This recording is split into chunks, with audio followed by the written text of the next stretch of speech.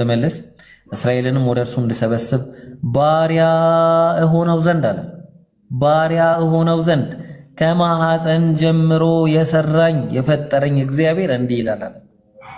አየው ምን እንደሆነው ዘንድ አለ ባሪያ።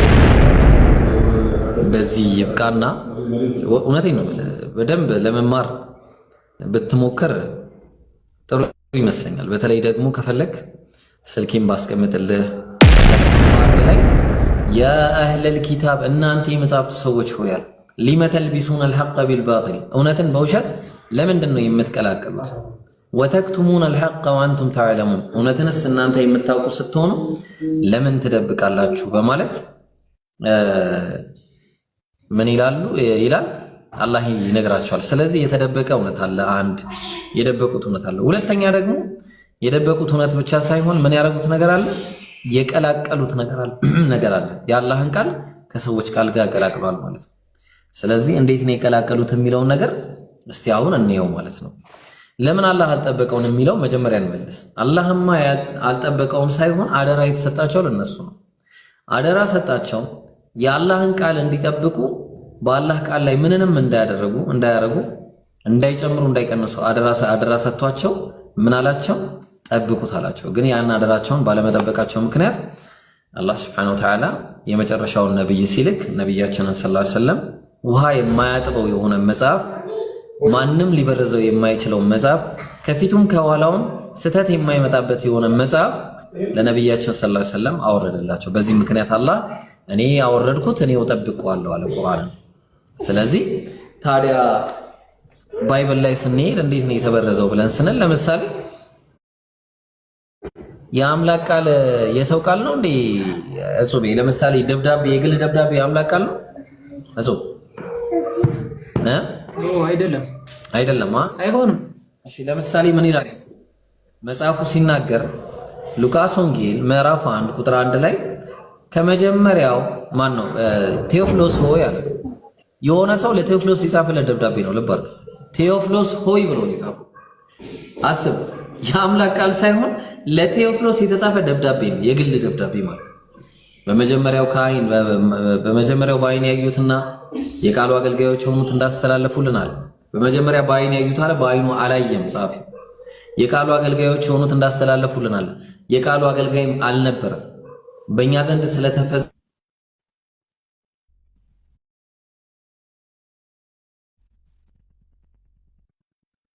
ማዘጋጀት ስለሞከሯል። ታሪክን በየተራው ለማዘጋጀት ነው የሞከሩት እንጂ ዋና የታሪክን መጽሐፍ አይደለም ያወረደለት።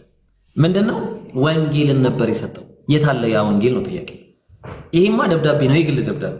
እንዴት ያምላክ ቃል የግል ደብዳቤ? ለዛ ነው ማቴዎስ 1:1 ላይም ስትሄድ ምን አለ? የዳዊት ልጅ የአብርሃም ልጅ የኢየሱስ ክርስቶስ ትውልድ መጽሐፍ አለ። የትውልድ መጽሐፍ አምላክ ለኢየሱስ በእውነቱ የትውልድ መጽሐፍን ነበር የነገረው? ኖ አልነገረው። የነገረው ምንድነው ከተባለ ወንጌል ህይወትን ነበር የነገረው። ያ ነገር የለም። አሁን የተጻፈው ምንድነው? ወንጌል ነው። ኢየሱስ ወንጌልን ማስተማር በጀመረ ጊዜ እድሜው ስንት ነበረ ከተባለ እድሜው 30 ዓመት ነበር። ከ30 ዓመት በፊት የነበረው ምንድነው? የህይወት ታሪክ ነው፣ ወንጌል አይደለም። ስለዚህ የአምላካችን አላህ ለዛ ነው ቁርአን ላይ እነዛ መጽሐፍን ጽፈው ይህ መጽሐፍ ከአላህ ዘንድ ነው ለሚሉ ሁሉ ወየሁላቸው እያለ የተናገረው ለዛ ነው። ምክንያቱ ይሄ ተግባባን። ስለዚህ አምላካችን አላህ Subhanahu Wa Ta'ala በትክክለኛ አነጋገር የመጽሐፍ መበረዝ እንዲነግሩናል።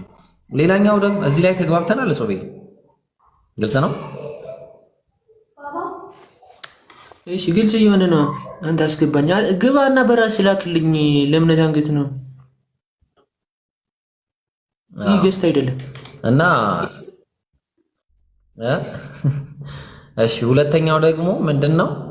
ሁለተኛ የኢየሱስን ፍጡርነት አስመልክቶ ነው። የኢየሱስን ፍጡርነት አስመልክቶ ነው። ለምሳሌ ኢየሱስን አላህ Subhanahu Wa Ta'ala እንግዲህ ቀደም እንዳልኩ ኢኒ አብዱላሂ አታኒ አልኪታበ ወጀዐለኒ ነብያ፣ እኔ አላህ ባሪያ ነኝ መጽሐፍንም ሰጥቶኛል ነብይም አድርጎ ልኮኛል አለ። የአላህ ባሪያ ነኝ አለ። ልባር ስለዚህ የአላህ ባሪያ ነው። አዎ ባሪያ ነው። ባሪያ መባሉ ቁርአን ላይ ብቻ ሳይሆን ባይብል ላይም ተቀምጧል። ታውቃለህ ኢየሱስ ባሪያ እንደሆነ ባይብል ላይ ሰምተህ ታውቃለህ? ኢየሱስ ባሪያ እንደሆነ ሰምተህ ታውቃለህ? ባይብል ላይ አላውቅም። እስቲ ላሳየህ አንድ ጊዜ إني عبد الله آتاني الكتاب وجعلني نبيا وجعلني مباركا أينما كنت وأوصاني بالصلاة والزكاة ما دمت حيا ኢሳይያስ 42 ላይ ነው ታለ ይኸውልህ ምን አለ መሰለህ ይሄ ስለ ኢየሱስ ነው እሺ የሚናገረው እነሆ ደግፌ ያስኩት ባሪያዬ አለ ኢየሱስ ነፍሴ ደስ የተሰኘችበት ምርጤ በሱ ላይ መንፈሴን አደርጋለሁ እርሱም ለአሕዛብ ፍርድን ያወጣልን አይጮህም ቃሉንም አያነሳም ድምፁንም በሜዳ አያሳይም የተቀጠቀመ ምናምን እያለ ይቀጥላል እነሆ ደግፌ ያስኩት ባሪያዬ ብሎ ለኢየሱስ አንድ ይጠቀማ አንድ ሁለተኛ እዛው ኢሳይያስ ላይ ምዕራፍ 49 ቁጥር 5 ላይ አሁንም በእግዚአብሔር ዓይን ከብር ያለውና አለ ኢየሱስ ይሰማል አሉ ይሰማል እሺ አሁንም በእግዚአብሔር ዓይን ከብር ያለውና አምላኬም ጉልበት ሆኖኛልና ያዕቆብን ወደ እርሱ እንድመልስ እስራኤልንም ወደ እርሱ እንድሰበስብ ባሪያ እሆነው ዘንድ አለ ባሪያ እሆነው ዘንድ ከማኅፀን ጀምሮ የሰራኝ የፈጠረኝ እግዚአብሔር እንዲህ ይላል አለ አየው ምን እንደሆነው ዘንድ አለ ባሪያ ሆነው ዘንድ አለ ስለዚህ በመጀመሪያ ደረጃ ኢየሱስ ምንድነው ባሪያ ነው ማለት ነው በባይብሉ በቁርአኑ ማለት ነው ለዛ ነው ኢሳ አለይሂ ሰላም በቁርአን ላይ ኢኒ አብዱላሂ አታኒ አልኪታብ ወጀዐለኒ ነቢያ ያለው እኔ አላህ ባሪያ ነኝ ነብይም አድርጎኛል መጽሐፍንም ሰጥቶኛል አለ አየው ስለዚህ ኢየሱስ ባርነቱ ትክክል ነው ማለት ነው ሌላኛው ምን ብሎ ተናግሯል ቁርአን ላይ ስለ ኢሳ አለይሂ ሰላም ሲናገር ምን አለ ወረሱላን ኢላ በኒ እስራኢል አለ ወደ እስራኤል ልጆችም ነብይ አድርጌ መልእክተኛ አድርጌ ልኬዋለሁ አለ ልብ አድርግ እንግዲህ ወደ እስራኤል ልጆች መልእክተኛ ለእስራኤል ልጆች ብቻ መላኩን የሚያሳየው ቁርአን ብቻ ሳይሆን ባይብልም ነው ላሳየ ለምሳሌ ማርቆስ ወንጌል ማቴዎስ ወንጌል ምዕራፍ 15 ቁጥር 24 ላይ ምን አለ እሱ ግን አንዳች አልመለሰም ደቀ መዛሙርቱም ቀርበው በኋላ ትጮኻለች አሉትና እያሉ አሰናብቱት እርሱም ምን አለ ከእስራኤል ቤት ለጠፉት በጎች በቀር አልተላኩምና አለ ለማን ብቻ ነው የተላከው ከእስራኤል ቤት ለጠፉ በጎች በቀር አልተላኩም አለ በቀር አየው ጽሪ ለማን ነው የተላከው ለእስራኤል ልጆች ስለዚህ ቁርአንም ላይ ባይብልም ላይ ለእስራኤል ብቻ እንደተላከ ይናገራል ሁለት ነገር አይተናል ኢየሱስ ባሪያ መሆኑን መልእክተኛ መሆኑንና ለእስራኤል ብቻ መላኩን አይተናል ሶስተኛ ደግሞ ነው ኢየሱስ ቁርአን ላይ አላህ ከፈጠራቸው ፍጡራኖች መካከል አንደኛው ፍጡር መሆኑን ይናገራል የቱ ጋር ካልከኝ አላህ በሱረቱል ኢምራን ላይ ምዕራፍ 3 ላይ ተናግሯል ምን አለ ኢነ መተለ ዒሳ ዒንደላሂ ከመተሊ አደም ኸለቀሁ ሚን ቱራብ ثم قال له كن فيكون من አለ ኢነ መተለ ዒሳ ዒንደላህ የኢየሱስ አምሳያ የኢየሱስ ቢጤ ማለት ልክ እንደ አዳም ነው አለ خلقه من تراب አለ ኢየሱስን ማን ነው እንትናን ከአፈር ፈጠረውና ሚውት አርጋት እሺ እሷን አንዴ ሚውት አርጋት እሺ ያው እንትን አርጉላት ጊፍት ምናምን ስጧት ግን ያው እንደ ለዳዕዋው እንዲመች ሚውት አርጋት አንዴ ጊፍት ምናምን ስጧት እሺ ለኔ ሳይሆን ለሷ ኢንሻአላህ ከዛ ደግሞ ኔክስት ታይም ለሩቁ እሺ እና ምንድነው ምን አለ መሰለ ምኑ ጋር ነበር የቆምኩት አው ልክ እንደ አዳም ቢጤ ነው አለ ልክ እንደ አዳም ቢጤ ከዛ خلقه من تراب አዳም ከአፈር ፈጠረውና ሁናለው ሆነ የኢየሱስም ጉዳይ እንዲህ ነው ሁናለው ሆነ በቃ በዚህ ሁኔታ ነው የሆነው በቃ አለቀ ከዚህ ውጪ የሆነበት ነገር የለም ተግባባን ስለዚህ ኢሳ አለይሂ ሰላም ፍጡር መሆኑን በቁርአን ላይ ካየን እንግዲያውስ ባይብል ላይ ደግሞ እናያለን ማለት ነው ቀደም አሳይቻለሁ በርግጥ ከማኅፀን ጀምሮ የፈጠረኝ እግዚአብሔር እንዲህ ይላል ከምን ጀምሮ ከማኅፀን ጀምሮ የፈጠረኝ ካናን ብሎ ያስቀምጣል። ሌላ ቦታ ላይ ደግሞ ካናን ብሎ ያስቀመጠበትን ልስጥ። መጽሐፈ ምሳሌ ምዕራፍ 8 ቁጥር 22 ላይ እግዚአብሔር የመንገዱ መጀመሪያ አድርጎ ፈጠረኝ እያለ ይናገራል። ስለዚህ ኢየሱስ ፈጠረኝ እያለ ይናገራል። ለዛ ነው ኢየሱስ መፈጠር ብቻ ሳይሆን ዮሐንስ ወንጌል ሉቃስ ወንጌል ምዕራፍ 1 ቁጥር 30 ላይ እነሆም ትጸንሻለሽ ወንድ ልጅም ትወልጃለሽ ስሙንም ኢየሱስ ትይዋለሽ አለ። ወንድ ልጅ የተወለደው ወንድ ልጅ ነው። ልባር የተወለደው ወንድ ልጅ ነው። አምላክ ተወለደ አይደል? ወንድ ልጅን ትወልጃለሽ ስሙንም ኢየሱስ ትይዋለሽ። ከዛስ እሱም ታላቅ ይሆናል የአባቱን የዳዊትን ዙፋንም ይሰራል። ጌታ አምላክም የአባቱን የእግዚአብሔር ልጅ ይባላል አይደለም? ቆይ የብሩክ ልጅ ይባላል። ትክክል ነው። ቆይ ላሳየሽ። ያው እንደዚህ ነው የሚለው ሉቃስ 1 ላይ ምን ይላል? እሺ መልአኩም እንዲህ አላት፣ ማርያም ሆይ በእግዚአብሔር ፊት ጸጋን አግኝተሻልና አትፍሪ፣ እነሆም ትጸንሻለሽ ወንድ ልጅ ነው። ልብ አድርጊ፣ የተወለደ ወንድ ልጅ ነው። አምላክ አለ። ወንድ ልጅን ትወልጃለሽ ስሙንም ኢየሱስ ትይዋለሽ።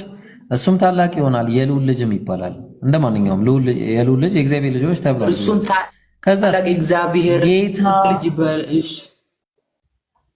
ጌታ አምላክም የዳዊትና የአባቱን ዙፋን ይሰጠዋል። የአባቱ የዳዊት ዙፋንን ይሰጠዋል። ማን ነው የሚሰጠው? ጌታ አምላክ ነው የሚሰጠው። አየው፣ አምላክ ነው ሰጪው። ኢየሱስ ወንድ ልጅ ሲሆን የሚሰጠው ደግሞ ዙፋንን ማን ነው? አምላክ ነው የሚሰጠው። አየህ፣ ስለዚህ ኢየሱስ አምላክ ሳይሆን አምላክ ስልጣን የሚሰጠው ሰው ነበረ፣ ፍጡር ነበረ። አየው፣ ፍጡር ወንድ ልጅ ነው፣ የተፈጠረ ወንድ ልጅ ነው። ስለዚህ የተፈጠረ ደግሞ አካል ይበላል፣ ይጠጣል፣ ይተኛል፣ ያንቀላፋል፣ በቃ ብዙ ነገር ያለ አንዱ አምላክ ግን ማለት ነው። አንዱ አምላክ ግን እንደዚህ አይነት ባህሪያቶች የሉበትም። ለምሳሌ ምን አለ? አንደኛ ጢሞቴዎስ ምዕራፍ 6 ቁጥር 16 ላይ እርሱ ብቻ የማይሞት ነው፣ ማንም ሊቀርበው በማይችል ብርሃን ይኖራል፣ አንድስ እንኳን አላየውም፣ ሊያየውም አይችልም፣ ለሱ የዘላለም ኃይል ምናምን እያለ ይቀጥላል። አንድ ሞቶ ያውቃል ኢየሱስ እስከተባለ ኢየሱስማ የሐዋርያት ሥራ ምዕራፍ 13 ቁጥር 34 ላይ እንደገናም ወደ መበስበስ እንዳይመለስ ከሙታን አስነሳዋል። ስለዚህ ኢየሱስ ሞቷል። አምላክ አልሞትም አለ። አምላክ አይሞትም። አምላክ ሰው አይደለም። ምን አለ? ሆሴ ምዕራፍ ይሰማል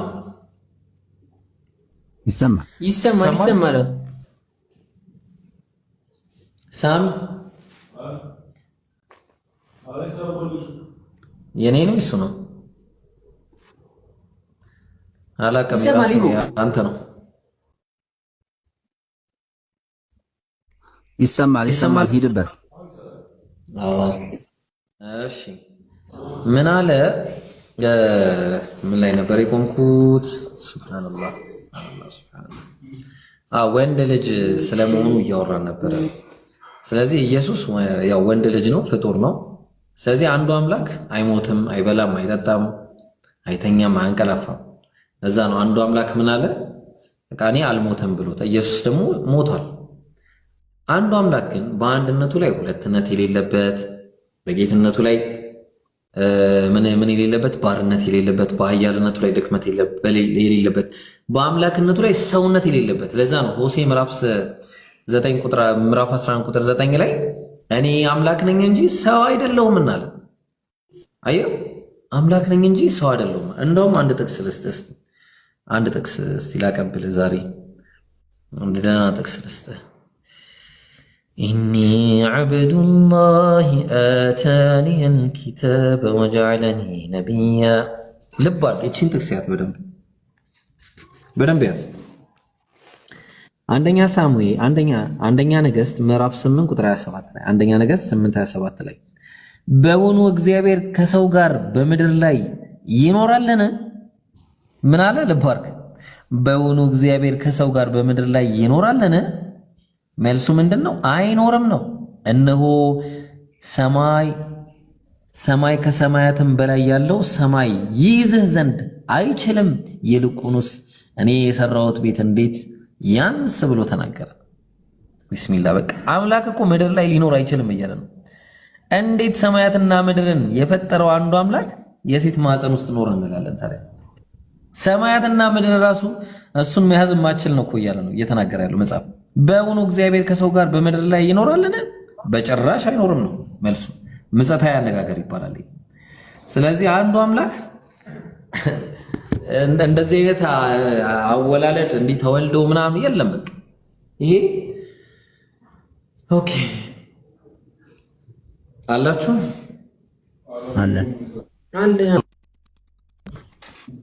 ኢኒ ዐብዱላሂ ሱብ ይሰማል። አሁን ይሰማል። ስለዚህ አንዱ አምላክ ሰው አይደለም። ኢየሱስስ ምንድን ነው? አንድ አምላክ አለና አለ። ልብ አድርግ። አንደኛ ጢሞቴዎስ ምዕራፍ 2 ቁጥር 5 ላይ አንድ አምላክ አለና በአምላክና በሰው መካከል ያለው መካከለኛው ደግሞ አንድ አለ፣ እሱም ሰው የሆነው ክርስቶስ ኢየሱስ አለ።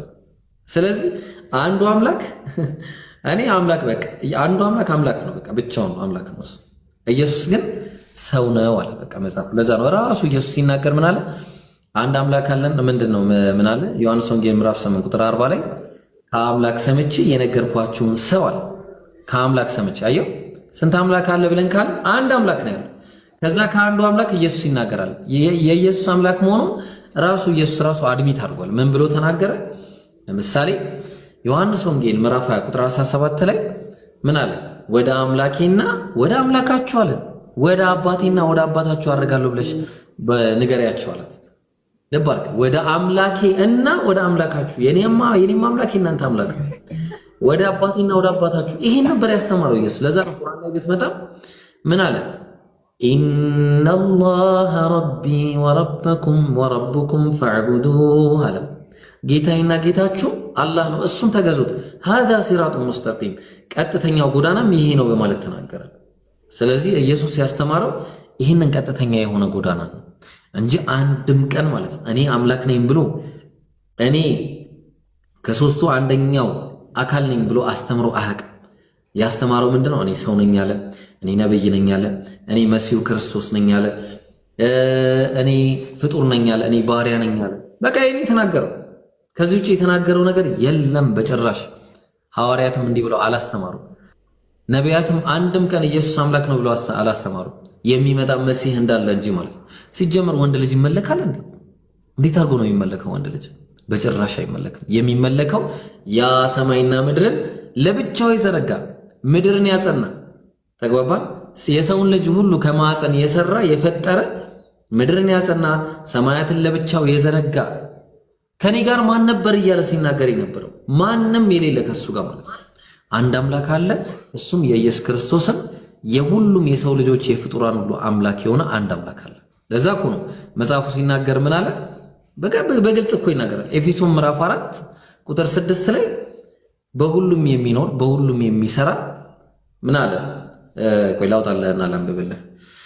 በጣም የሚገራርሙ ጥቅሶች አሉ። እንደዚህ አይነት ጥቅሶች ኤፌሶን ምዕራፍ 4 ቁጥር 6 ላይ ከሁሉ በላይ የሚሆን በሁሉም የሚሰራ በሁሉም የሚኖር አንድ አምላክ፣ አንድም ሶስትም አላለም፣ አንድ አምላክ የሁሉም አባት አለ። የኢየሱስም የሁሉም አባት የሁሉም አምላክ ይሁን። ተግባባ። ይሄንን አምላክ ነው አምልኩ ብሎ ኢየሱስ ሲናገር የነበረው። ለምሳሌ እኔ ጾም አንድ ጥያቄ ልጠይቅ፣ አንድ ጥያቄ ልጠይቅ። አንተን ዑመር ብዬ ብጠራህና እንዴ ስለምን ዑመር ትለኛለህ? ከዑመር ውጭ እኮ ስም ያለው ዑመር የለም ብትለኝ እኔ ዑመር አይደለሁም እያልክ ነው አይደል? አዎ። እሺ በተመሳሳይ ቸር ብዬ ብጠራህ ማለት ነው። ኧረ እኔን ቸር አትበለኝ ከአንዱ አምላክ ውጭ ቸር የለም ብትለኝ እኔ ቸር አይደለሁም አንዱ አምላክ ብቻ ነው ቸር እያልክ ነው አይደል? አዎ። ኢየሱስ ምን አለ መሰለህ? ማርቆስ ወንጌል ምዕራፍ 10 ቁጥር 17 ላይ እንዲህ ብሎ ተናገረ። ኢየሱስ ሲናገር ማለት ነው። ዋይፋይ አይዘጋማ። እሺ ምን አለ ኢየሱስ ሲናገር? አንድ ቀንም በመንገድ ሲያልፍ ኢየሱስ የሆነ ሰው መጣና ተንበረከከለትና ቸር መምህር ሆይ አለው። ልብ አድርግ በደንብ ቸር መምህር ሆይ የዘላለም ሕይወት ወርስ ዘንድ ምን ላድርጋለሁ? የዘላለም ሕይወት ወርስ ዘንድ ምን ላድርጋለሁ? ከዛ ኢየሱስ ምን አለው? ስለምን ቸር ትለኛለህ? ስለምን ቸር ትለኛለህ? ከአንዱ ከአምላክ በቀር ቸር ማንም የለም አለ። ምን ትረዳለህ ከዚህ?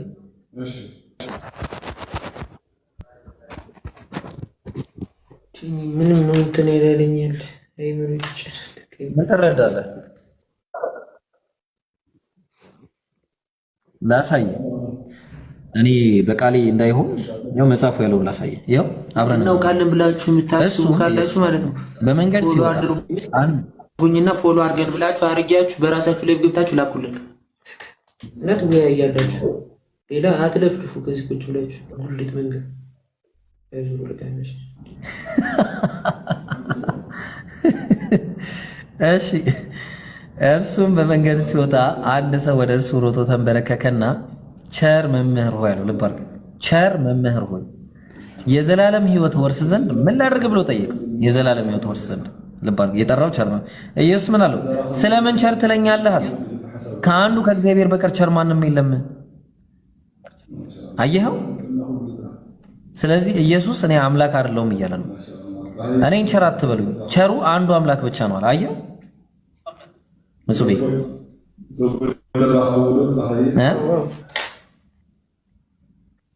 ስለዚህ እኔ አምላክ አይደለሁም እያለ ነው በግልጽ እና በጣም በሚገርም ሁኔታ እንግዲህ ይህ ሰውዬ ምን ተረድቶ ሄደ? ኢየሱስ ምን አስረድቶት ነው ሄደው? ይህን ሰውዬ ይህ ሰውዬ ኢየሱስ አምላክ ብሎ ነው የሚያምነው ወይስ ኢየሱስ ራሱ አምላክ እንዳለው ነው የሚያምነው?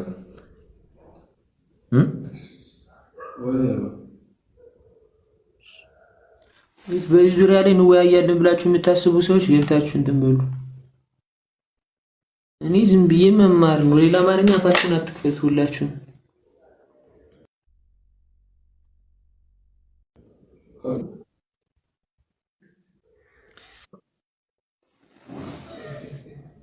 እንዲህ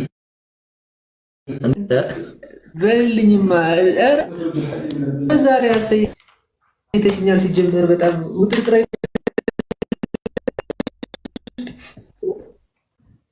ያስጠላል እና ይሄን ይመስላል። እጹቤ እንዳይበዛብህ ለዛሬ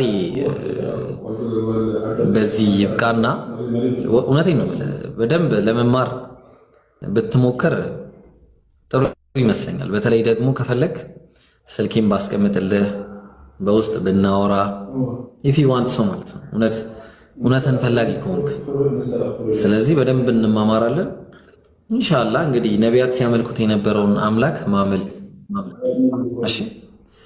አብረሽ ሰላም አለይኩም። ወአለይኩም ሰላም ወራህመቱላህ። ኢብራሂም ወአለይኩም ሰላም ወራህመቱላህ ወበረካቱ። ወአለይኩም ሰላም። ሌሎች ልጆችም አሉ እንደዚህ መማር በአንተ ቤት እየገቡ የሚፈልጉ ስላሉ አንዳንዴ እንደዚህ ላይቭ ላይ እያስገባቸው ይማራሉ። አንዱን እንኳን ባለፈው አስገብተው ነበርና እስራኤል የሚባለው ልጅ ነው እና ሃይማኖታቸው አሁን ምን እንደሆነ ራሱ አይታወቅም ብዙዎቹ እና አንተ ጋር ማውራት ይፈልጋሉ።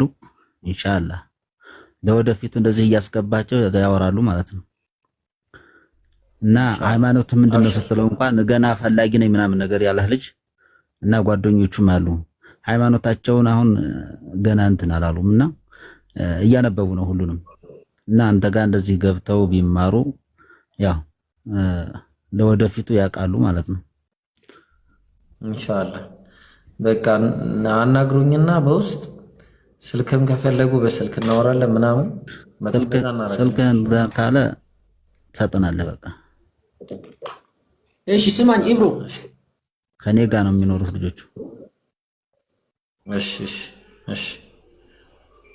አዙበይ ከላክልኝ ለኔ እሺ በውስጥ ወይ ፍቃደኛ ከሆንክ ማለት ነው። አንድ ቀን እስኪ የሆነ ሰው አለ ሁሌ እሱ ጋር አስገባኝ ቢል ብትገቡና በስነ ስርዓት ብትመካከሩ ሁለታችሁ የምታውቁት የምታስረዱ ብትጠያየቁ ማለት ነው። አዎ እኮ አስተማሪ ከሆነ ችግር የለውም ኢንሻአላህ። አዎ አስተማሪ ነው እሱ። አዎ ችግር የለውም አስተማሪ ከሆነ ተማሪ። እዚህ ቲክቶክ ላይ መንደር ላይ እንዲህ ቡን የሚሉ ልጆች አሉ አንዳንድ እንደ በረሮ እነሱን አይደለም የተሳዳቢ ባለጌ ምናምን ያው እንደማልወድ ታውቃለህ። አንዳንድ አሉ ብን የሚሉ አሉ እንደ ፉዬ ገላ አንዴ ዚፍ ይላሉ እንደ ዘፍ ይላሉ።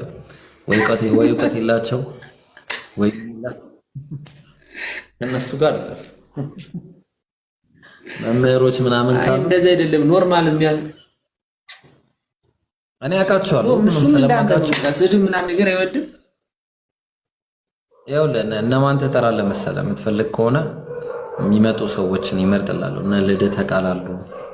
ምናልባት ልደተ ቃል አሁን ላይ ምናልባት ይሁን አይሁን አላውቅም። እኔ ሰሞኑን አንዳንድ ነገሮች ስላሉ እነ ፈለገም አለ፣ እነ አኪ አሉ፣ እነ ጋዲሳ አሉ ምናምን እነዚህ መጥራት ትችላለህ። ከዚህ በተረፈ ግን ይሄ መንደር ውስጥ እዚህም እዛም ቡን የሚሉ ገና በሰው ላይ መፈመስ የሚፈልጉ ትኩረት ፈላጊዎችን አይደለም። እሺ ምንድነው እነዚህ መምህር ነኝ የሚሉ ልጆች አሉ፣ በግብረ ገብ የሚያወሩ እነሱ ጋር ማውራት እንችላለን። ችግር የለውም ኢንሻአላህ። እሺ ዙሪ ስታይልሽ እንትና የሚባል ልጅ ነው ሬድሚ ቲዮል የሚል ልጅ ታውቀዋል? ሬድሚ እኔ አላውቅም እኮ ለዚህ ነው እኮ አውቃቸዋለሁ። መምህሮቹን ትምህርት ነውና የሚሰጥ እንትን ነው ወይ ደግሞ ዲያቆናት አሉ። ዲያቆናት ምናምን ስርዓት ያላቸው ሰዎች አሉ፣ ግብረ ገብ የተሞላቸው ስድብ የማያውቁ እነሱን ችግር የለውም ማውራት እንችላለን። ከዛ በተረፈ ግን ስርዓት የሌላቸውና የመንገድና የሰፈር ውስጥ ወሬ ምናምን የሚያወሩ ከሆነ እሱን እዛው ሰፈር ውስጥ ማውራት ይችላሉ፣ ከኔ ጋር ሳይሆን ማለት ነው። እና ወይ ደግሞ ገስት መተው ምናምን መጠያየቅ ይችላሉ እነሱ ከፈለጉ እንጂ እነሱን ለውይይት ጋብዤ ራሴንም አላቀልም። ስርዓት ያላቸው አሉ፣ ከስርዓት ካላቸው ጋር እናወራለን። በዛ ነው። እሺ ይሄን ይመስላል። ሱቤ በጣም ምርጥ ሰማይ ምንድን ቁም ነገር በጣም ምርጥ ሰማይ ያለ አዳማጭ ነህ እና አላህ ሂዳያ ይስጥህ እላለሁ። አሜን አሜን። እንግዲህ ደህና ደር ወደ ማለቱ ደርሰናል። እንግዲህ አንዳንድ ነገር ዝም ብለን ማውራት። አመሰግናለሁ። ደህና ደር ደህና ዋልልኝ። የናክር ሰላሙ አለይሂ የውመ ወሊድቱ። እሺ ቅድም ስትቅበዘበዙ የነበራችሁ ዲያቆናት ምናምን አላችሁ? አሁን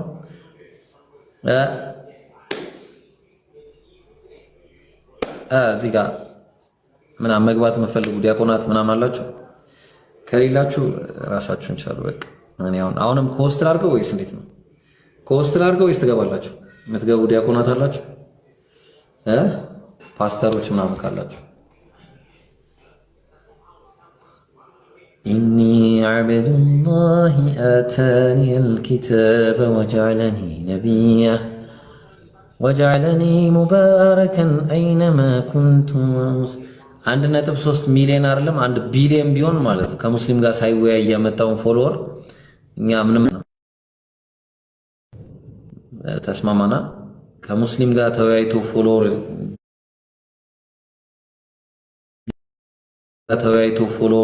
ቢዝ ነው። ተለገን የበሬው ባለቤት ራሱ ካልተናገረ እሱ ራሱ ይወገራል። የበሬው ባለቤት ማለት ነው። ባለቤቱ ደግሞ ይገደል ይላል። ኖርማል ሰው እንትን ከገደለ በሬውም ባለቤቱም ነው የሚገደሉት። እያወቀ እኮ ግን ለእንትን ሲሆን ግን ለባሪያ ሲሆን ግን ያው በሬውን ግደሉት ሰውየው ግን እንዳይሞት ይባላል። ምክንያቱም ባሪያዎቹ ሰው ስላልሆኑ ማለት ነው። በሬው ባሪያዎቹን ከወጋቸው ባሪያዎቹ ከሞቱ የት ነው አንተ የምታወራው? ንገረኝ። ሰውየው ማለት ነው 30 ብር ብቻ ነው የሚከፍለው። ባሪያዎቹ ሞቱ አልሞቱ የሚባል ነገር የለም። በሬው አይቀርለትም። በባሪያዎቹ በነዛም መወገሩ ማይቀር ነው። ግን የበሬው ባለቤት ገባኝ። የበሬው ባለቤት ግን ማለት ነው የበሬው ባለቤት የሚገደለው ይወሰናል። በሬው ወቅቱ የገደለው ኖርማል ለምሳሌ ቃል ስጋ ሆነን ከሆነ የገደለው ባሪያ ስላልሆነ ቃል ስጋ ሆነ የበሬው ባለቤት አሁን እኮ እንትን እኮ ነው አብዲዬ አሁን እኮ እንስሳ አማኝ መጀመሪያ የምትመጣው ባሪያ በሬው እንስሳ አማኝ ነው ብለህ ስለምታምኑ የትኛው ንገረኝ፣ ጥቅስ ንገረኝ። መጽሐፍ ቅዱስ እኮ ነው ያለው ነው አይደል? ማለት ዘጸአት 21 ጥቅስ ንገረኛ። ኦሪት ዘጸአት ምዕራፍ 21 ከቁጥር 28 ጀምራ አንተ መጀመሪያ በሬ አይወገርም ማለት ነው። በሬው ይወገራል። እሱ በሬው ማይቀር ነው። ሄዶ ቢወጋ ሰው ቢሞት ይወገራል። ሁለት የሚገርመው ፓርት እኔ እኮ ጥያቄ ሆነብኝ ፓርት ምን ታውቃለህ? በሬው ባሪያ ከወጋ ማለት ነው። ባሪያ ከወጋ የበሬው ባለቤት 30 ብር ብቻ የሚከፍለው። ኖርማል ሰው ወግቶ ከገደለ ግን የበሬው ባለቤት ይገደላል። ባሪያዎቹ ሰዎች አይደሉም ወይ? መልስ ይሄንን ይሄን ስትመልስልኝ ማለት ነው እዛ የኔ ጥያቄ ይመለስልሃል። ለዛ ነው ቀድሜ ወደዚያ ቁጥር ስንት ነው? ዘጸአት ኦሪት ዘጸአት ምዕራፍ 21 ቁጥር 10 ከቁጥር 28 ጀምሮ 8 ጀምሮ ይሄን ቁጥር እኔ በነገራችን ላይ እዚህ ጋር ጥያቄ አልሆነብኝም። በነገራችን ላይ እሺ አሁን ይሄ ስርዓቶች ሲቀመጡ በነበረው ወይ ነው የሚቀመጠው። ለዛ እኔ አሁን እዚህ ጋር ጥያቄ አልሆነብኝም። አሁን ባሪያዎቹ ሲገደሉ ለምን እንደዛ ሆነ ሲባል ያው በቃ በነበረው አቀማመጥ ነው የሚቀመጠው። በነገራችን ላይ የዚህኛውን መልስ ከመለስክልኝ እኔ እዛ ጋር መልስልሃለሁ። ለዛ ቀድሜ ያመጣው ለዚህ ለዛ ነው። ስለ በሬው ግን አሁን አላቅም። በሬው መገደል አለበት ነው ሳይሆን ሰውየው ለምሳሌ የሚገደልበት ወይ አለ፣ ሰውየው ማይገደልበት ወይ አለ። ለምንድነው ሰው ያልተገደሉ ሲባል ይሄ የሰዎች ይሄ በደረጃ መቀማመጥ ሰዎች ራሳቸው የፈጠሩት ስርዓት ነው። ያኛውን ወይ አምላክ በተደረደረው ወይ ምክንያቱም ቅጣቱ ትክክል እንዲመጣ አንተ ፊል እንድታደርገው በዛ ወይ ነው የሚያስቀምጠው። ለምሳሌ ባሪያ ያለው ባሪያ ስታተስ አለ። እንትን ከባሪያ ነፃ የሆነ ሰው ደግሞ በባሪያ ነፃ የሆነ ስታተስ አለው። ይሄኛው ስታተስ የተጠበቀ ነው። አንተ ምንም እንኳን አብሶሉት እንኳን ቢሆን ሰዎች በፈጠሩት አደራደር የተነሳ ስርዓቱ ህጉም በዛ ወይ ነው የሚቀመጠው። ኦኬ ለማንኛው ይኸውልህ ይችን ነገር አንብቤ አላውቅም እውነት ለመናገር ማለት ነው። ልመልስልህ አልችልም። ግን አሁን ምን አለ መሰለህ እዚች ጋር ማለት ነው እኔ ልመልስልህ ቆይ ልመልስልህ ቆይ እሺ መልስልህ ካላነበብክ ምንድን ነው ልመልስልህ ቆይ ልነግርህ ነው እንዴ እንስሳ የመጠበቅ ኃላፊነቱ ያለው ባለቤቱ ነው አይደል ወንድሜ? እኮ ገባኝ። አንሳን የጠበቀ ለምሳሌ ህፃን ቆይ ያንተ ህፃን ልጅ ቢገድል ማን ነው ተጠያቂ የሚሆነው? በሬው ለምንድን ነው የሚገደለው? ለምሳሌ ያንተ ህፃን ልጅ ህፃን ቢገድል ማን ነው ተጠያቂ የሚሆነው? አንተ ነው ወይስ? ችግር የለም በሬው ይወገራል እኮ። በሬው ለምንድን ነው የሚወገረው መጀመሪያ? ስለዚህ ባለቤቱ ምን ይሆናል? ቆይ ባለቤቱ ምንድን ነው የሚሆነው? ኃላፊነት አለበት። እሺ ቃል ሲገባ አይመልስም። ልመልስልህ እሺ ጥያቄ ነው ልጠይቅህ። አሁን ቃል ሲገባ ልመልስልህ። ኃላፊነት አለውም ከእንስሳውን የመጠበቅ ባለቤቱ። እሱማ እኮ ባለቤቱ እኮ ይወገራል ይወገራል። እሱ ራሱ እኮ ይወገራል። በተመሳሳይ ደግሞ ቆይ ልነግርህ ነው። እሺ አሁን ተጨረሰ። በተመሳሳይ ደግሞ ህፃን ቢያጠፋ ተጠያቂ ባለቤቱ ነው የሚሆነው፣ ወላጅ ነው የሚሆነው። ስለዚህ ይሄን ታውቃለህ። ጨርሻለሁ። አዎ አሁን ይሄ ወደ ጥያቄ ልምጣ። መጀመሪያ በሬው ለምንድን ነው የሚወገረው? እሱ መልስ።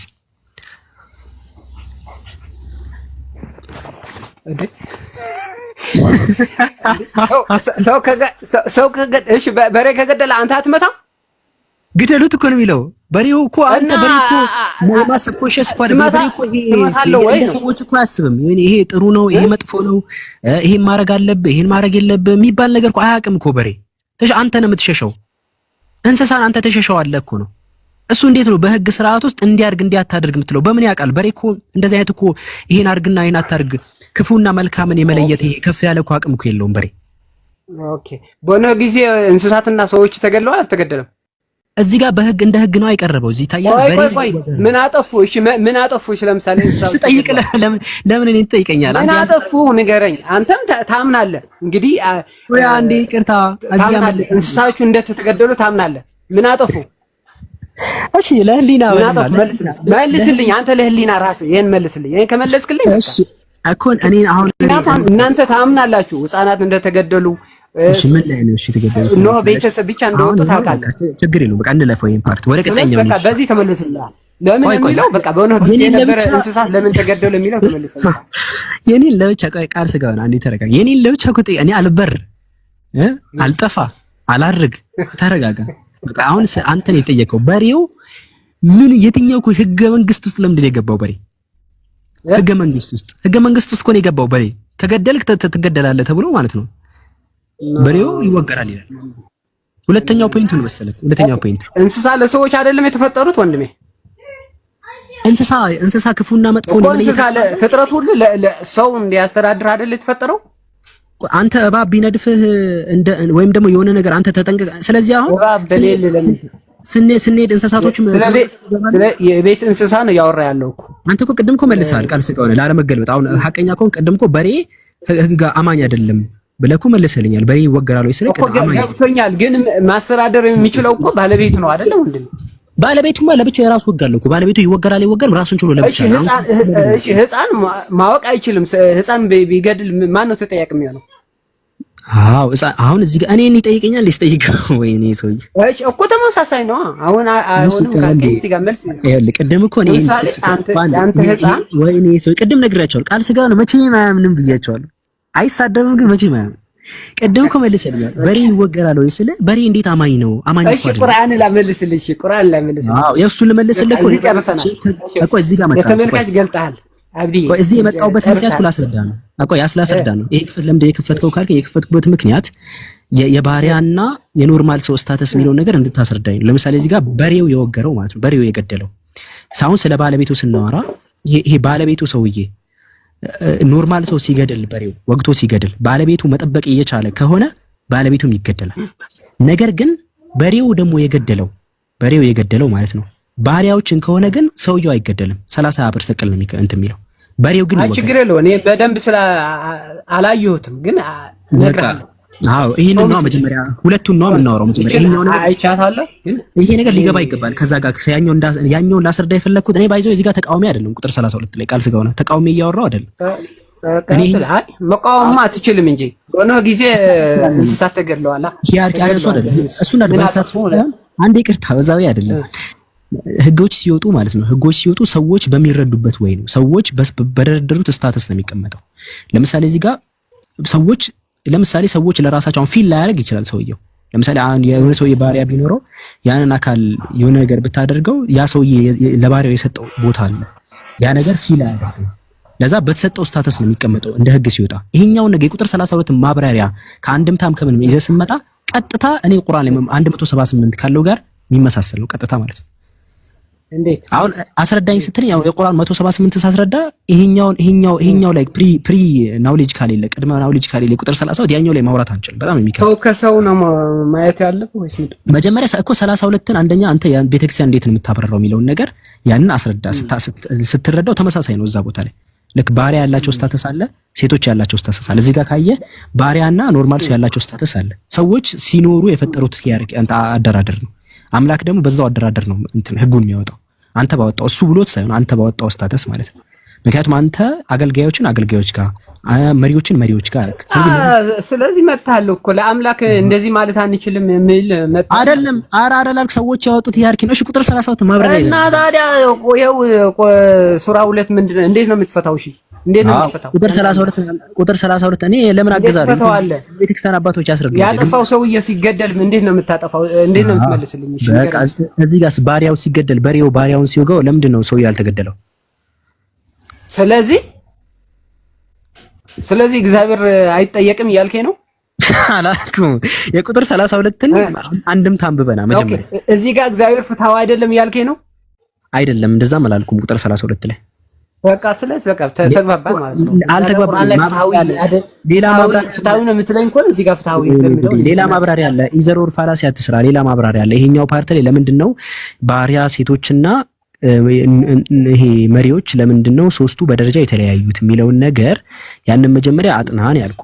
ለምን ሲባል እኔ ቁጥር 8 አይስማ ነገር ያልኩ 178 ላይ ያለው ያንተ መልስ አይጠየቅም ብለው አይደለም አንድምታ ላይ ያስቀምጡት። አይ አምላክ አይጠየቅም ለዚህ ጉዳይ ብለው አይደለም የዘጉት።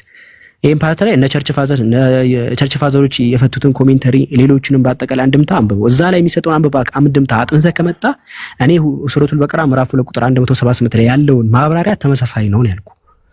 ለዛ ግን ይሄኛውን ነገር እርግጠኛ ሆኜ ወደዚህ ያመጣው ምክንያት ይሄኛውን ካወቀው ያኛውን ወዲያው ልመልስ ነው የሚፈልግ። ከዛ ይሄኛውንም ካላየው ደግሞ ቁስል ማመሳሰል የሚለው ነገር የፍርድና ጀስቲስ አመሳሰል የሚለው ነገር ስርዓቱ ቶታሊ ክሉ የለህም ማለት ነው። ያንን ክሉ መጀመሪያ አይተውት መጣ የተሻለ ነው። አንተ ራስህ ጥያቄ ሆነ ነበር እግዚአብሔር ጋር ይሄን ስታየው እንዴ ስለ ጀስቲስ እንትን አላልክ? አይ እኔ ጥያቄ አይሆንም። ለምን መሰለ በኖህ ጊዜ እንስሳ ተገድለዋል። ቸርች ፋዘር ተገድለዋል። ስለዚህ ለምን ጥያቄ በእግዚአብሔር ለምን ጠይቃለሁ? እሺ ቸርች ፋዘር አምላኬ ለምን እንዳደረክ ብዬ ክራይቴሪያ አላስቀምጥም። እሺ ለምን እንዳደረክ ግን ማብራሪያ ተቀምጧል። የቤተክርስቲያን ማብራሪያ አለ ለምን እንደዚህ ተባለ የሚለው እሱ ማብራሪያ ካይ አይተዋል። ሊሆን ይችላል እውነት ነው። በቃ ያንን ማብራሪያ ካይ ክራይቴሪያ ላስቀምጥ አልችልም። ለአምላክ ነው እያልክ ያለው በቃ ማብራሪያ የለውም አይደለም ተብሎ የተቀመጠው ማብራሪያ አለው። ስለዚህ ስለ ጀስቲስ ያለው ማብራሪያ ያንን ፖይንት አሰፋ አድርገህ ስትመለከት ስለ ጀስቲስ ማውራት እንችላለን። አጥንቻለሁ አብዱከሪም ይሄኛው ፓርት ስትመጣ። ከዛ ኦኬ ኦልራይት ስለ ጀስቲስ አሁን እናወራ ብዬ ደግሞ ባሪያዎች እንዴት ናቸው፣ ሴቶች እንዴት ናቸው፣ ቁስል እንዴት ነው የሚመሳሰለው? ቁርአኑ ሲጀምር ለዛ እኮ ነው ቁርአኑ ሲጀምር ቁስልን ማመሳሰል ብሎ ሲነሳ የቁስልን ማመሳሰል ስርዓት መጀመሪያ መግባባት አለበት። ቃል ስጋ ነው ይሄ ተመሳሳይ ነው። መጽሐፍ ቅዱስ ላይ ቁስልን ሲያመሳስል በዚህ ነው የሚያመሳስለው። ያንን ሁለቱን ኮምፒር አደርጋለሁ 21 እና ያን ቁርአን ሁለቱን ኮምፒር አደርጋለሁ ፍትሃው ለመሆን ማለት ነው። ፍትሃው ለመሆን እንደዛ ነው። ዛሃራ ትቀጥያለሽ? አዎ ቀጥላለሁ፣ ችግር የለውም። አዎ ቃል ስጋ ሆነ እንዴት መሰለሽ የምታወሪው በቃ በጥቅስና በሐሳብ ነው የሚያወራው። ኧረ ዛሃራ በቃ ወይኔ በጣም ሄዷል ሰዓት። እኔ ሳላስበው ማለት ነው። እንዴት አታስቆማችሁኝም? አንድም ሰው አላስቆመኝም። በፈጣሪ ሰግደና ሰዓት ሄዷል። ለገና ነው ከእናንተ አልደረሰም እኮ ገና። ለዛ ነው ዝም ያልኩህ እኔ። ኦኬ አልሐምዱሊላህ። ተሰግደ ቁጥር አልተሰገደም ገና ለዛ ነው ዝም ያልኩት። ሰዓትን ሰላም እኔ እኮ ሳይ እንትን ውስጥ ሆኜ ነው የማወራችሁ፣ ብርድ ልብስ ውስጥ ሆኜ ላበራኝ ካሜራ እንዳይበራ እኮ ነው። እንደ አንቺ አሁን ቅድም ታይተሽ ነበረ በሩም ማለት በነገራችን ለምን ትፈራለህ? ካሜራ ቅድም ዛህራ ታይተሻል እኮ ታውቂያለሽ። አይቻለሁ ሪከርድ አድርጌያለሁ እኮ ዛህራ ሪከርድ አድርጌሻለሁ። አፍንጫ ምናምን እንደዚህ ታይቶ ነው አይቻለሁ። ምን والله ሪከርድ አድርጌያለሁ ባይ እና ለዛ አይደል ወላሂ በልስኪ እና ልክልሻለሁ እስኪ ወላሂ በል እና ያን ያህል አይደለም የተቆርጦ ነገር ነው የሆነ ብቻ የሆነ አፍንጫ። አይ ተው ኧረ እኔ አልታየሁም። አንተ እጄን አይተህ ነው የሚሆነው። አልታየሽም። አክቹዋሊ ሱማት ያን ያህል እኮ አልታየሽም። አይ ደግሞ አሪፍ መልክ ነው። ኧረ አልታየሁም። ተጠንቅቄ ነበር ስሰራ ነበር። አልታየሁም እንዴ ስታይ። አይ ወሳኝ መልክ ነው ቃል ስጋ ነው። አይ ልላክልሻ እንደዛ ከሆነ አይ ወሳኝ ፊትና ለሰዎች ፊትና እንኳን ተሸፈንሽ።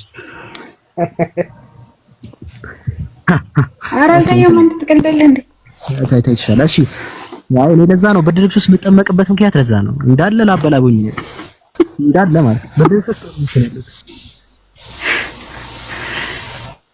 እንደ አራስ ብርድ ልብስ ውስጥ ትገባለህ እንዴ? አሁን ካሜራ ቢዞር ባይዞር ምንም አይታይም። ለዛ እኮ ነው ካሜራ ቢዞር ምንም አይታይም። በቃ ምንም አታይም። ነፃነት ችግሩ ምንድነው? ላብ በላብ ነው ብትሆነው ላብ በቃ ይወርዳል ሰውነት ላይ እንዳለ። አላሁ አክበር። እዚህ ያላችሁ ቴሌግራም ግቡ ባካችሁ፣ ቴሌግራም ግቡ። ቴሌግራም ያልገባችሁ ግቡ። ቲክቶክ ባዮ ላይ አለ። ቲክቶክ ባዮ ላይ ነው የምትችሉ። ልክ እንደገባችሁ ወይም ነው እዚህ ከላይ ያለው ሊንክ ላይ ተጭናችሁ መግባት ትችላላችሁ።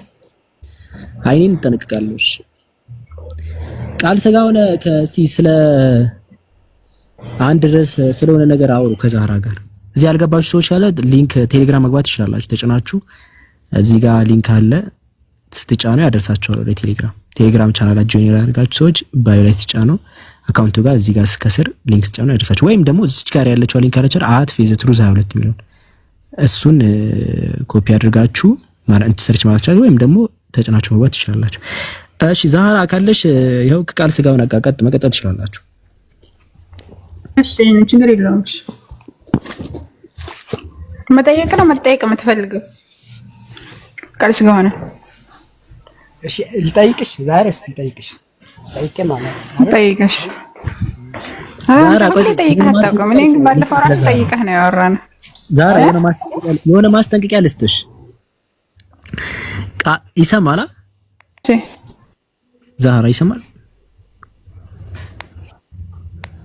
ተቋረጥ? ይሰማል። ዛህራ ይሰማሻል? አይ ቲንክ ዛህራ ነው መሰለኝ። የዛህራ ነው እኔ እኔማ ልነግራት ነበር እኮ። ችግር የለውም በቃ ችግር የለውም። ተግባብተናል።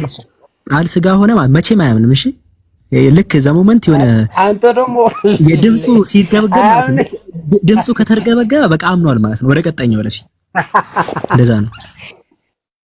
ተው ሁሌ ለምንድን ነው ወንጀለኛ የምታደርገኝ?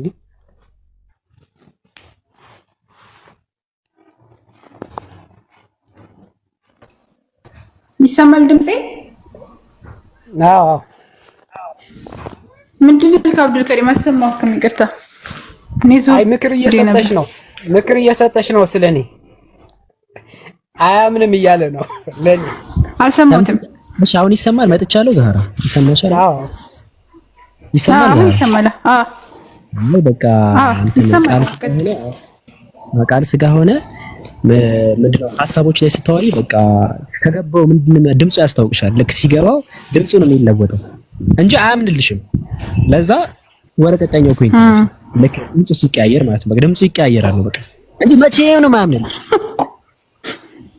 እሺ መርሐባ። እሺ በቃ ልክ ሲገባ አያምንም እያለ በቃ ስሜ ያጠፋል። ባይዘው ችግር አለብህ።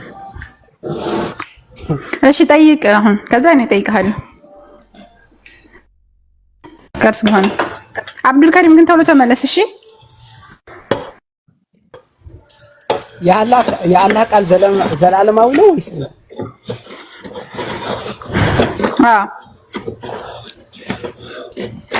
ኦኬ ግን አላህ አይደለም ባህሪው ነው እኮ። አላህ ግን አይደለም አይደል? የአላህ ባህሪ ነው እኮ ራሱ አላህ አይደለም። ባህሪው ቢሆን ራሱ የአላህ ባህሪ ከሆነ የራሱ ነው ማለት ነው። የአላህ ባህሪ ነው። ለምሳሌ ቁርአን የአላህ ቃል አይደል? አዎ ቁርአን የአላህ ቃል ነው። ያ ማለት የአላህ ባህሪ ነው ማለት ነው። አዎ ዘላለማዊ ነው አይደለ? ቁርአን ግን አላህ አይደለም። የአላህ ባህሪ ነው። አይ ምን ለምሳሌ እሺ እንዴት ነው ቁርአን ራሱ አላህ አይደለም ነው ወይስ ምን? ለምሳሌ ኔትወርክን ያስቸግራል።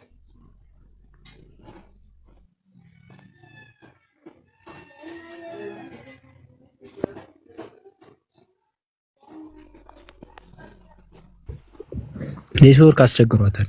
አትሪቢዩት ነው እያለች ነው። እሺ እንቀጥል ካንተ ጋር። አትሪቢዩት ነው እኮ ከፍጥረት በፊት ነበር አይደለም? የአምላክ አትሪቢዩት ነው። የተለየ ነገር ታያለህ። ዛህራ ትንሽ ይቆራረጣል ያንቺ ኔትወርክ። እሺ አብዱል ቀጥል ካለ እስከሚያዝ ቀጥለን ከዛ እየተቆራረጥሽ ነው። እንጃ ብቻ ኔትወርክ ኃይለኛ ይዟታል። የአምላክ አትሪቢዩት ነው። የአምላክ ባህሪ ሲባል ይሄ አትሪቢዩት ጨርስና ማነው ሲያዝን አቁመው ትሄዳለህ። እኔ እቀጥላለሁ ቢቆራረጥ። እሺ አብዲል በቃ ወደ አንተ ልዝራ። አትሪቢዩት ነው። የአምላክ አትሪቢዩት ነው።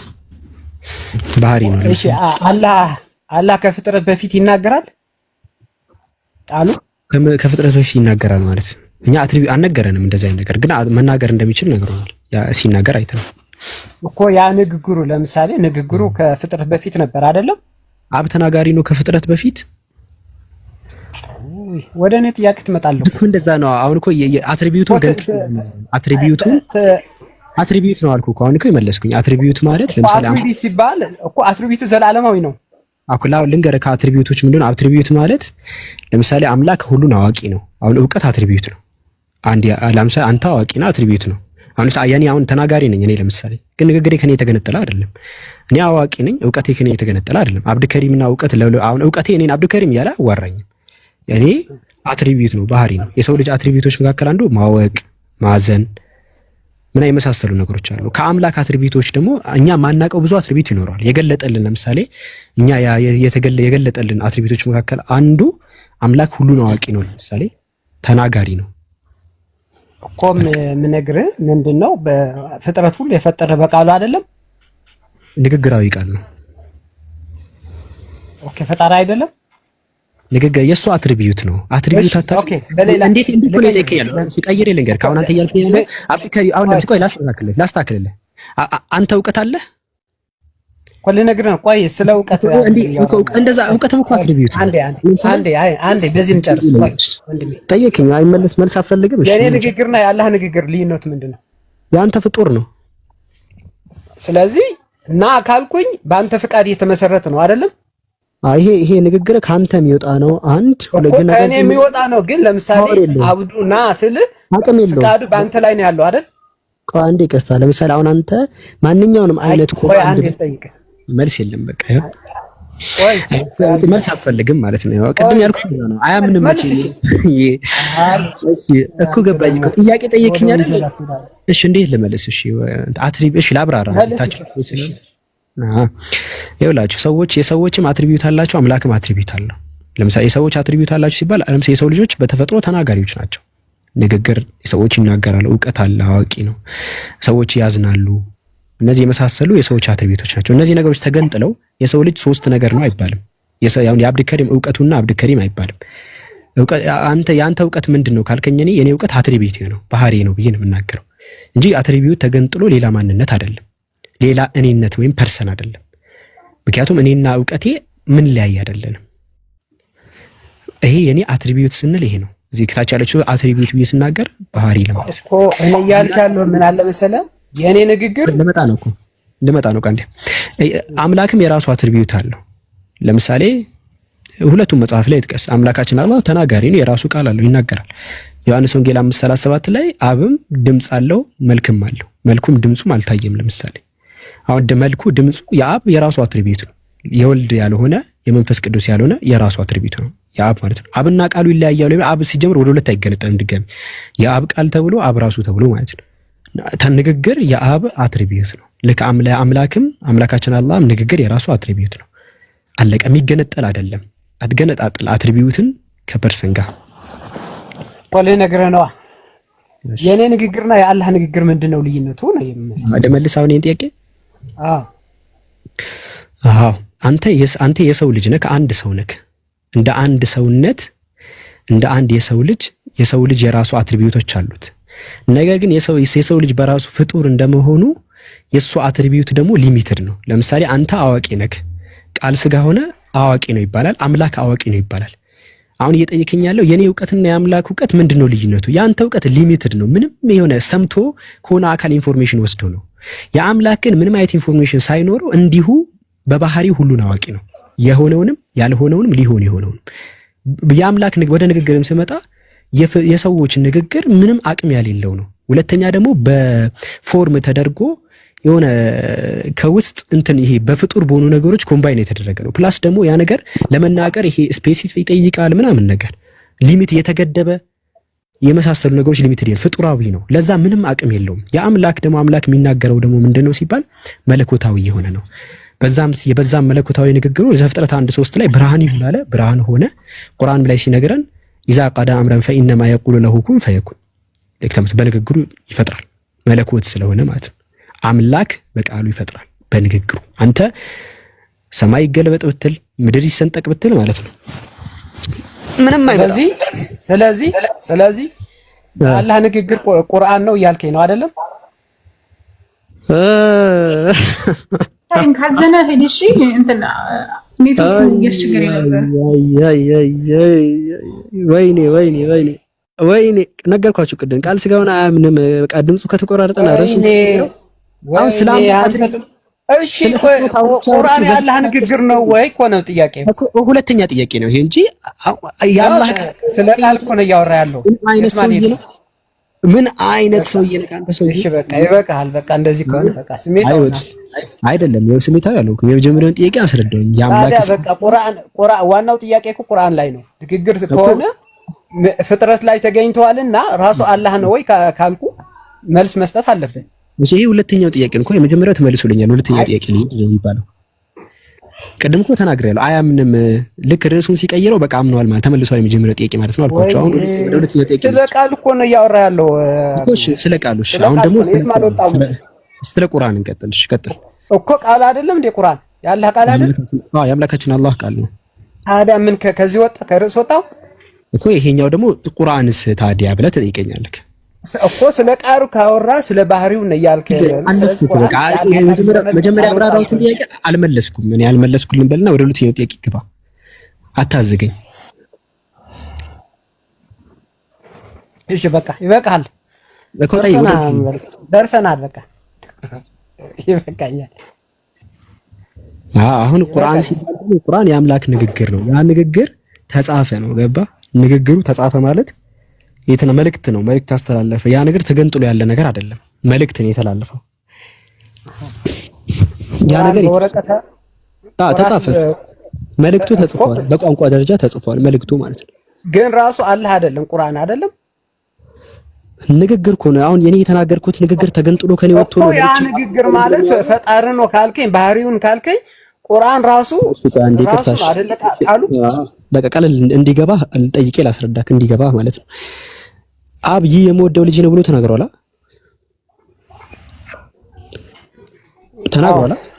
ኦኬ አብ ሲናገር ይህ የምወደው ልጅ ነው የሚለው መጽሐፍ ላይ ተጽፏል አይደል? አዎ። የአብ ንግግር ፍጡር ነው አይደለም? እሺ የአብ ንግግር ቆይ ልንገራ። አብ በቃሉ ነው የሚናገረው። ቆይ እኮ ልነግርህ ነው እኮ ነው። ቆይ ልነግርህ ነው። ጥያቄ ልጨርስላት ነገር እኮ ልመልስልሽ። እሺ ቆይ ሳልጠይቅ እንዴት ነው ትመልስልኝ? በቃሉ አይደለም የሚናገረው እኮ ቆይ አብ የራሱን የተናገረውን እኮ ነገር ቆይ የትም አታመልጥም ስልክ። እሺ ይህ የምወደው ልጄ ነው አላ። ይሄን የተናገረው ማን ነው? አብ ነው ወልድ ነው? አብ ነው። ይህ የምወደው ልጄ ነው ብሎ ሲናገር ይሄ ንግግሩ ከአብ የተገነጠለ ነው? አልተገነጠለም። እሺ ተጽፏል ግን ወረቀት ላይ ያ ቃሉ ምንድነው? መጽሐፍ ቅዱስ የእግዚአብሔር ቃል ነው ብለን እናምናለን። ወጥቷል። በሌላ አነጋገር ግን አዝ ኤ ፐርሰን ደግሞ ኢየሱስ ክርስቶስ ነው የምናምነው። ይሄንን የተናገረው ኢየሱስ አይደል? የተናገረው ይሄንን ይህ የምወደው ልጄ ነው ያለው አብ ነው አይደል? እኮ ዘሆል መጽሐፍ ቅዱስ የእግዚአብሔር ቃል ብለን እናምናለን። በጽሁፍ የመጣ በመጽሐፍ የተጻፈ አዘ ፐርሰን ደግሞ ዋናው ኢየሱስ ክርስቶስ ብለን እናምናለን። ይሄው የምጠይቀው ሌላ አይመልሰው በቃ ገብቶታል። የእግዚአብሔር ቃል ብለን እናምናለን ኢየሱስ ክርስቶስ ገብቶታል ማለት ድምጽ መጣ ይላል። ይኸውልህ እንዴት ኖ ይሄ በጽሁፍ ጥቅሱን እንጥቀስልክ። ማርቆስ ወንጌል ምዕራፍ 9 ቁጥር 7 ላይ ዳመና መጥቶ ጋረዳቸው፣ ከዳመና ማለት የምወደው ልጅ ይህ ነው እርሱን ስሙት የሚል ድምጽ መጣ ይላል። ይሄ ድምጽ የዚህ ድምጽ ባለቤት ማን ነው? አብ ነው አይደል? አብ ነው። ይሄኛው ድምጽ በምን ነው የተናገረ ያለው? በቃሉ ነው አይደል? እኮ አብ እኮ የራሱ ድምጽ አለው እኮ ቃሉ ነው ድምጽ የሚሆነው ኢየሱስ አይደለም። ይሄ ንግግር ኢየሱስ ነው። ይሄ የምወደው ልጅ ነው የሚለው ድምጽ ኢየሱስ ነው። በቃሉ ነው እኮ ነገርኩህ እኮ በቃሉ ነው የሚናገረው እግዚአብሔር አብ። እኮ የእግዚአብሔር አብ ይሄ በቃሉ የተባለው ኢየሱስ ነው አለ። ኢየሱስ ነው። ይህ የምወደው ልጅ ነው የሚለው እየተጠመቀ ያለው ማን ነው? እሺ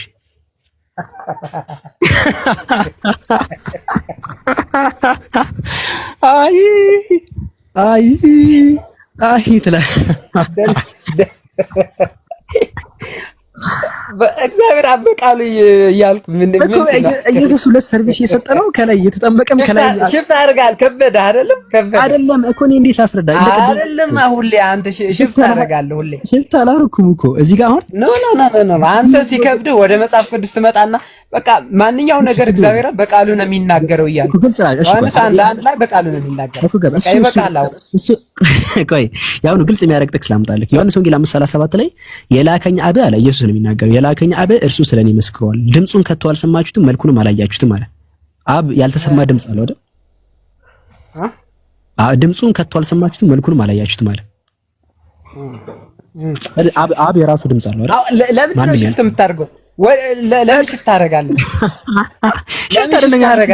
መጀመሪያ የራስህ ሰዓት ምን ሽፍት እያደረኩኝ አይደለም። እኔ እናንተን አንድ መርከብ ላይ ችግር የለም አንድ መርከብ ላይ አስቀምጬ ቁጭ ብለን እናወራለን። ለምን ሽፍት ታደርጋለህ? ቆይ ሽፍት አድርጌ አይደለም። ሁለታችንም አንድ መርከብ ላይ ቁጭ እንልና አንተ ሽፍት አደረግህ። ሁሌ እኮ በቃ ሳትመልስ በቃ ወደ መጽሐፍ ቅዱስ ትሄዳለህ። እሱን እናወራለን። አይ አይደለም። ሁለታችንም አንድ መርከብ ላይ አይደለም። ሁሌ እንዴት ትሮጣለህ? እየወረድኩኝ አይደለም። አንተ ስለከበደ እኮ ነው። እሺ ቁርአን ለምን ፍጥረት ላይ ገብቷል? የአላህ ቃል ፍጥረት ላይ አለ። አይ ነው አልከኝ። እሺ ይኸውልህ ምን መሰለህ፣ አንተ ስለ ቁርአን ያለውን ፓርት አትሪቢዩት ምንድነው የሚለውን ነገር አስረዳኝ፣ የሚገነጠል ነገር ብዬ አስረዳኝ። አልረዳ ስትለኝ እኔ በቃ እንደ ሐሳብ ደረጃ በቃ ይሄ ልጅ ንግግር መጽሐፉ አላህ ነው ወይስ ምንድነው? አይደለም አትሪቢዩት ነው። አትሪቢዩት የሚለው ነገር እኮ አስፍቼ እኮ ተናገርኩኝ። ቆይ ችግር የለውም በቃ አሁን አንተ ነው የምታስረዳኝ። አትሪቢዩቱ ግን አላህ አይደለም አይደል? ይሄው አንተ እዚህ ጋር ታስረዳኛለህ። የአብ ድምጽ አብ ነው ወይስ አይደለም? ታስረዳኝ ነው። አትሪቢዩቱ አላህ አይደለም አይደል? ችግር ይሄው እዚህ ጋር ታስረዳኛለህ። አንተ ተመሳሳይ ጥያቄ ስለሆነ ራሱ ላይ እዚህ ጋር ታስረዳኛለህ። አታስብ፣ ራሱ ተመሳሳይ ጥያቄ። እኛም 1% ብለን ነው የምናምነው እያልኩ እኮ ነው። እኮ ልታስረዳኛለህ ብለን ነው የምናምነው። እኔ የሚል ማንነት አለው ብለን ነው የምናምነው።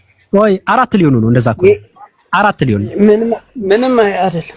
አራት ነው የሚሆነው እንደዛ ከሆነ አራት እንሄዳለን፣ መጽሐፍ ቅዱስ እንሄዳለን። ስለናንተ ቆይ አንተ እኮ አሁን የራስ ሌላ ከሁለቱ ውጭ ወጥተህ እኮ ነው። ቆይ አንዴ እዚሁ ላይ የላከኝ አብ እርሱ ስለኔ መስክሯል። ድምጹን ከቶ አልሰማችሁም? መልኩን ማለት ቁርአን አላህ ነው ወይ አይደለም? በለ ቁርአን አላህ ነው። እኔ አስረድቼ ጨርሻለሁ እሱን ፓስት ላይ። አሁን አንተ እዚህ ጋር የምታስረዳበት በቃ ከጨረስክ በቃ አለቀ። እኔም አልመልስልህ ይበቃናል። እሺ ለየሚስራው ያትሽ ዮሐንስ 5:37 እና ይሄ ማርቆስ ወንጌል ላይ ያለውን ይሄ የምወደው ልጄ ነው የሚለው አብ ለብቻው ከወልድና ከመንፈስ ቅዱስ ተለይቶ የራሱ ድምጽ አለው። ይሄ ድምጹ ፐርሰን ነው ካልከኝ አብ ራሱ አለ፣ የአብ ድምጽ አለ፣ ሁለት ማለት ነው።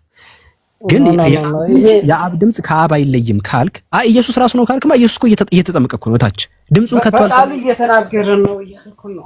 እሺ ማን ነው እየተናገረ ያለው? ኢየሱስ ነው። አዘይ ፐርሰንት እንዴ አብ እኮ ይናገራል። ምን ሆነ ነው አብ ይናገራል፣ እውቀት አለው። የራሱ አይደል? ከወልድና ከመንፈስ ቅዱስ ተለይቶ የራሱ ድምጽ አለው አይደል? እውቀት አለው። እውቀት አለው። በቃ የአብ ድምጽ ከአብ ይገነጠላል። መለኮት በሶስት አካል ብለን እንኳን ምናምን የአብ ድምጽ አንተ ስንመጣ ግን አንተ ጋር ስንመጣ ግን እዚህ ጋር አንድ ነው የምትለው። እዚህ ጋር ችግር ነው የምትለኝ። ስለዚህ እንትን ይሆናል እንዴ እኮ አይቀርት ሌላ እሱን እያወራሁኝ አይደለም። አንዴ ዮሐንስ ወንጌል ምዕራፍ 5 ቁጥር 37 ላይ የላከኝ አብ አለ ኢየሱስ ነው የሚኖረው። የላከኝ አብ እርሱ ስለኔ መስክሯል። ድምጹን ከቶ አልሰማችሁትም፣ መልኩንም አላያችሁትም አለ ኢየሱስ እኮ። እንደ ፐርሰን ይናገራል አብ እያልኩ እኮ ነው። እንደ ፐርሰን ነው የተናገረ ያለው። እሺ አብ እንደ ፐርሰን የራሱ ድምጽ አለው አይደለ? እንደ ፐርሰን ይናገራል። እውቀት አለው፣ ስሜት አለው፣ እንትን አለው። የአብ ድምጽ ኢየሱስ ነው። የአብ ድምጽ ኢየሱስ ነው። ይኸውልህ መለኮት መነጠል የለብህም። አንድ መለኮት በሶስት አካል የሚገለጠው እኮ ነገርኩህ እኮ። አንድ መለኮት በሶስት አካል ይገለጣል። አብ ወልድ መንፈስ ቅዱስ ብለን እናምናለን። ስለዚህ አብ በራሱ ማንነት ይናገራል፣ ወልድ በራሱ ማንነት ይናገራል፣ መንፈስ ቅዱስ በራሱ ማንነት ይናገራል። ተናግሬያለሁ። ለህሊና በል በቃ የህሊና ነው በቃ እኮ አልመለ አንተ የቁርአን አብራርቻ እየሮጥክ ወደ ወንጀል ይሄው እዚህ ጋር ሳትረም አንተ ደርሰና በእናትህ ደርሰና ይበቃል። በቃ እያትሽ ነው ማለት ችግር የለም። እያትና ትመልስልኛለህ። ዮሐንስ 5:30 አብ የራሱ ድምጽ ካለው የአብ ንግግር ኢየሱስ ነው ወይ የሚለው? እሺ ይሄ የሞደው እንደ ፐርሰን መናገር ይችላል። ኦኬ እንደ ፐርሰን ከተናገረ እንደ ፐርሰን አብ ሲናገር የአብ ንግግር የአብ ድምጽ ማለት የአብ ድምጽ ኢየሱስ ነው። ይኸውልህ አብ ተናገረ ማለት የአብ ድምጽ አብ ሲናገር የራሱ የአብ ይሄ የምወደው ልጄ ነው አለ አይደል? ለምሳሌ ይሄ የምወደው ልጄ ነው አለ አይደል? በቃ ሲከብድህ ነው አንተ የምትሮጠው። እሺ ይሄ የምወደው ልጄ ነው አለ። እሺ ቁርአን እሺ ንገረኝ፣ አላህ ነው ራሱ ነው ወይ እኮ እኔ ሁለቱም ማለት መጽሐፍ ቅዱስም ቁርአኑም እኮ ነው ያልገባ እዚህ ጥያቄ ላይ ኖ እሱን በኋላ ችግር የለውም። ቁርአን አላህ ነው ገባኝ። ሁለቱን ወክዬ ላስረዳ አይደለም። ቆይ ኖ አይደለም። አይደለም።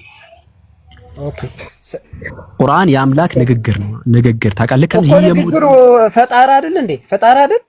ፍጡር አይደለም። ንግግሩ አትሪቢዩት ነው። አትሪቢዩት ቢሆን ራሱ ፈጣሪ አይደለም ወይ? አትሪቢዩት ስለሚወጣ ፈጣሪ ነው አይደል? ከአምላክ ስለሚወጣ እሺ፣ ይህ የምወደው ልጅ ነው የሚለው ድምጽ ፈጣሪ ከአምላክ ስለሚወጣ ፈጣሪ ነው ወይ? ተው ወደ መጽሐፍ ቅዱስ እንሄዳለን እኮ። አንተ እኮ ሁሉንም መጽሐፍ ገደል ትከተል ነው። እሺ ሁለቱን ወክዬ ልመልስ። በቃ ዛሬ በቃናል። ቻው ይበቃል። በቃ እንደዚህ ነው። ቃል ስጋ ሆነ ሌላም ጊዜ ወቁት። በቃ መቼም አያምንም። ሲቀጥል ደግሞ በቃ ለምንድን ነው ወንጀለኛ የምታደርገኝ? ተው አንተ ልጅ በቃ አትሪቢዩት አይገነጠልም። እሺ በቃ ማጠቃለል ልስጣችሁ ለአንተ አይደል? እሺ ስለ አትሪቢዩት ስለ አምላክና አትሪቢዩቶች ስናወራ አንድ አካል አንድ ማንኛውም ፐርሰን የሆነ ነገር ማንኛውም ፐርሰን ማለት ማንኛውም እኔነት የራሱ አትሪቢዩት አለው። ለምሳሌ እኔ ካለኩስ ያ አካል እኮ አንደኛ ተናጋሪ ነው፣ ሁለተኛ እውቀት ሊኖረው ይገባል። እውቀት አለው፣ ማስተዋል አለው ምናምን። እነዚህ ያንድ እንትን አትሪቢዩቶች ናቸው።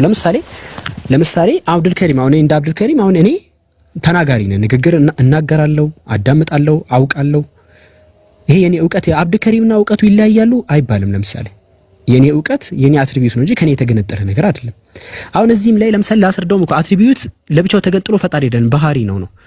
እዚህ ጋር ለምሳሌ ኢየሱስ የአብን ነገርኩት። አሁን እዚህ ጋር ለዛ ነው እሱ ማውራት ያልፈለገው ስለገባው ነው።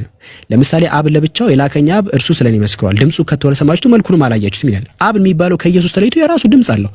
አሁን እሱ እያለ ያለው ድምጽ የሚለው ነገር ለብቻው የሚገነጠል ከሆነ እንግዲያውስ አብ ለብቻው አለ አንድ፣ ድምጹ ሲደም ሁለት አለ፣ ኢየሱስ ሶስት አለ፣ መንፈስ ቅዱስ አራት አለ።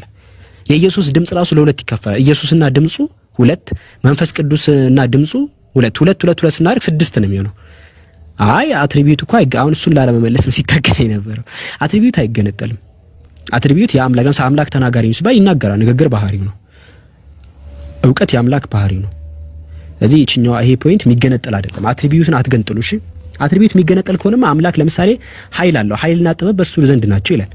አምላክ ኃይሉ ሲገነጠል፣ ጥበቡ ሲገነጠል፣ እውቀቱ ሲገነጠል፣ ንግግሩ ሲገነጠል አምላክ ብቻውን ሚሊየን ቦታ ሊገነጠልባቸው ይችላል። አትሪቢዩት አይገነጠልም ነው። ንግግር አይገነጠልም። ለምሳሌ አብዱከሪም ብላችሁ አብዱከሪምና እውቀቱ ምናምኑ ድምጹ ምናምን እያላችሁ ከገነጠላችሁ አትሪቢዩት ሲጀምር ተገንጥሎ የራሱ ፐርሰን አይደለም ነው። አንድም ፐርሰን ሜካፕ የሚያደርገው ነገር የአትሪቢዩቶቹ ናቸው። አንድ ፐርሰን በአትሪቢዩቶቹ ነው የሚገለጠውላ። ለምሳሌ የሚናገር ከሆነ ነው ንግግሩ የምትሰሙት፣ የሚያውቅ ከሆነ ነው እውቀቱን የምታዩት። ስለዚህ ያ ነው አትሪቢዩት። በዚህ ወይ ነው መረዳት ያለባችሁ። እሺ ዛህራ አትገቢም? ትገቢያለሽ። አዛን ተባለ እኛ ጋር አዛን ተባለ።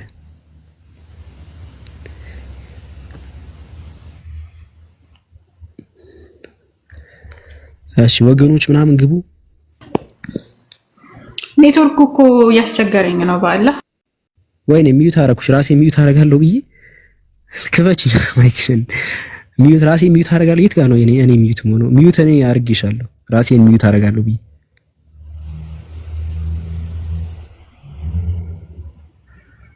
ክፈተው። እሺ ሚዩት እኔ ነኝ ከፍተው። እሺ ያው እየተጫንኩ ነው እንግዲህ።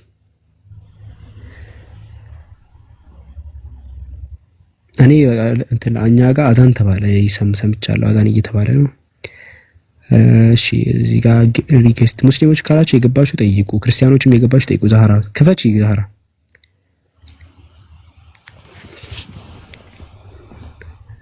ላክልኝ አለሽ እኮ ገስት ላይ። እሺ አስወርጄ ድጋሜ ላስገባሽ።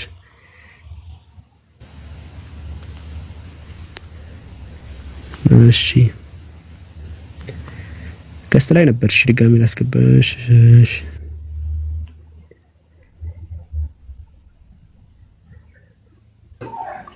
አሁን ገብተሻል። አርገኩ ልከፍተው ስል እምቢ አለ እና እንትኑን ላክልኝ ነበር ብዬ ነበር። በቃ እኔ ሚዩት አድርጌ እንትን አንቺ እንትን በይ። እሺ ሰግደህ ነው?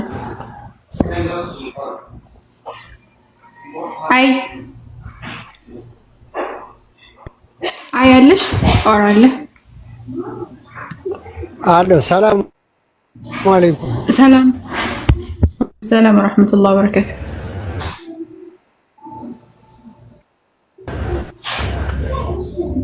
አልሰማም? ይሰማል። ጥያቄህን ቀጥል። እሰማለሁ። ይሰማል ወንድሜ።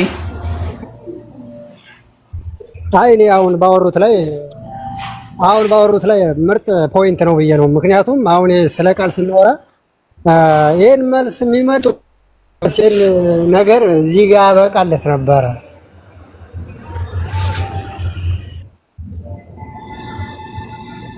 አልሰማም እንዴ? ኔትወርክ ይቆራረጣል ነው እንደሚ